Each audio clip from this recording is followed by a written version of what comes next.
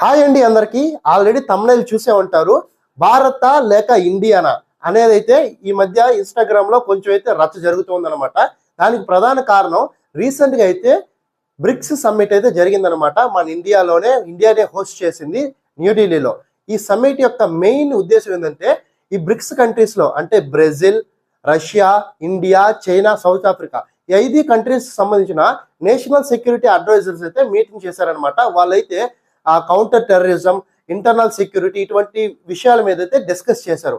అయితే ఇక్కడ మనం క్లియర్ గా అబ్జర్వ్ చేసినట్లయితే మన దేశ నేషనల్ సెక్యూరిటీ అడ్వైజర్ అయిన అజిత్ దోవల్ గారి ముందైతే నేమ్ ప్లేట్ ఇండియా అని అయితే లేదనమాట, భారత్ అని అయితే ఉందన్నమాట.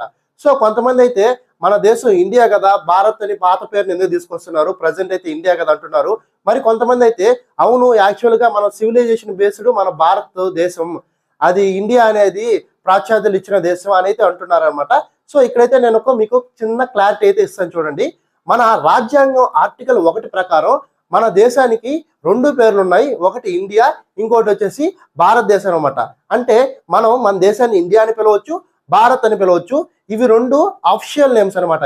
మనం ఆల్రెడీ ఇది ఫస్ట్ టైం కాదు, వరల్డ్ స్టేజ్ మీద చాలా సార్లు అయితే మనం భారత్ అని నేమ్ చేసాము. అదే కాదు, భారత్ అని ప్లేట్ మీద కూడా అయితే మన నేమ్ అయితే ఇచ్చుకున్నాం అనమాట. ఇదైతే ఫస్ట్ టైం కాదనమాట.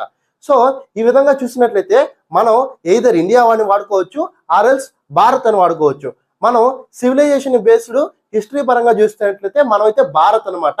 దాని తర్వాత వెస్టర్న్ కంట్రీ పీపుల్ అయితే మనల్ని ఇండియన్స్ అని పిలవడం మొదలుపెట్టి మన దేశాన్ని అయితే ఇండియాగా అయితే మార్చారు.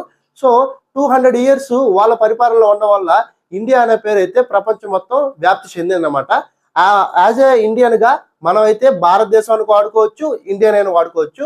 సో దీని మీద మీ అభిప్రాయం అంటే ఖచ్చితంగా కామెంట్ లో తెలియజేయండి. మన భారతదేశాన్ని పిలవాలా, ఇండియా అని పిలవాలా? ఈ రెండిట్లో ఏదైనా పిలవచ్చు. బట్ మీకు ఏదైతే ఇష్టమో ఖచ్చితంగా కామెంట్ బాక్స్ లో మెన్షన్ చేయండి.